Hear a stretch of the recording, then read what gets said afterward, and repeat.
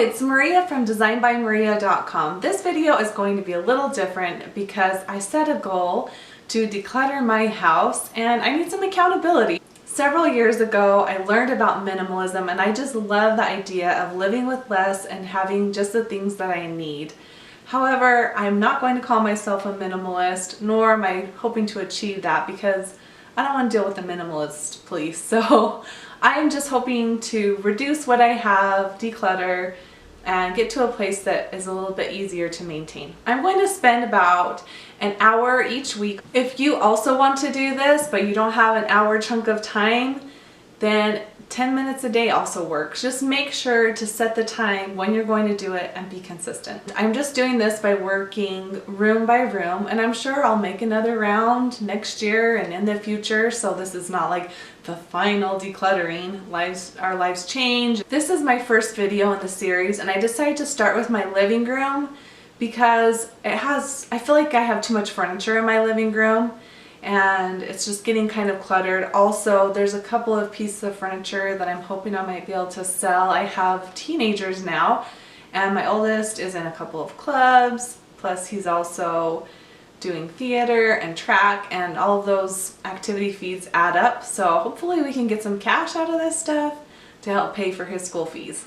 For today, I'm going to try and get these two cabinets cleaned out and listed for sale, and also list these two chairs for sale that I don't need anymore. Embarrassingly, this stuff is things that I took mock-up shots of for my Etsy shop, and I just started shoving them in here. It's surprising how much of this was just garbage. I think it was Dana White from A Slog Comes Clean that said you should put things in the place where you'd first look for them. So I'm going to start putting these things in the place where I would first look for them, or throwing them away. All these church manuals are online now, so I'm just going to recycle these. I really don't mind having these books in here, but since I'm getting rid of this cabinet, I'm going to have to find a new home for these. Alright, it's day 2 on the living room, and I'm working on the coat closet today, and I'm also wearing a coat because I'm really cold.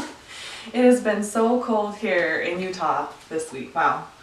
Anyway, I moved these binders into this closet, so now I just want to kind of consolidate this stuff down.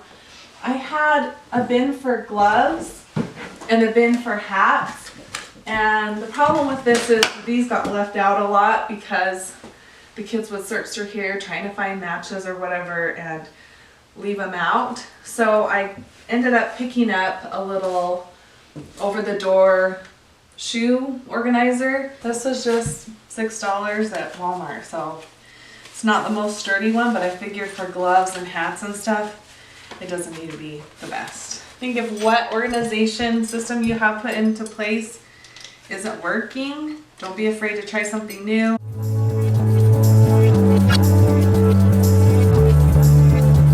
I can tell it's been a while since I went through these hats. This is a size 2. My son's 7. I know that some of my kids have gloves and hats in their rooms too, so once we get into those, we might migrate them over here. Here's the stack of single gloves that didn't have a match, and then I've got a few to donate and some random things to put where they actually belong. Don't need these little hangers anymore. My kids are big. Here's my husband's that I'll let him go through.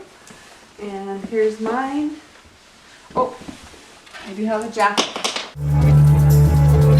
I went through those bags and I've got a nice big stack of papers. There's probably still more that I could get rid of, but I feel good about this and I'm kind of doing it in phases, so it works for me.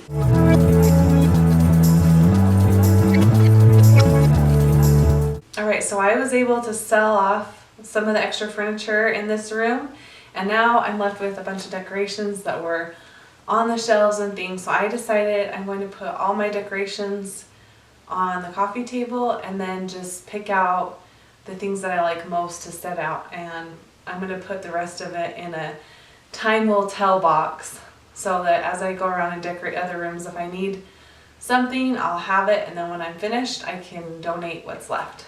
So I decided I'm going to set the things I really for sure want to keep and decorate with over here. This little mini painting my sister made for me, so for sure I want to find a place for that. The Logan Temple, and then this little picture of my parents that my sister gave me. a different sister. And then I have these two needle points that my mom did, so I definitely want to find a place for those. But that's really the only things that I for sure want to decorate with. I'm going to take these whisk type things out so it's not quite as dated. I actually found a lamp at the thrift store, so I'm going to replace my lamp with that.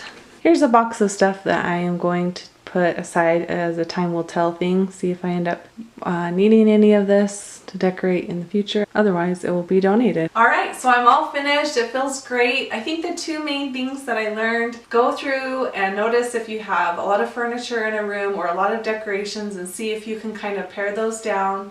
To me, I just feel like it is so nice to have breathing room and to just not feel like everything's quite so crammed and busy. The other thing that I learned is that some of the things that I had, some of the systems I had in place, like I had the bins for hats and gloves that weren't working, it's okay to go back and change things up and reevaluate if something isn't working for you, which I'm sure I'll be doing plenty of as I move into the kitchen next week. So please check out next month. I will post how that goes. Thanks. Bye.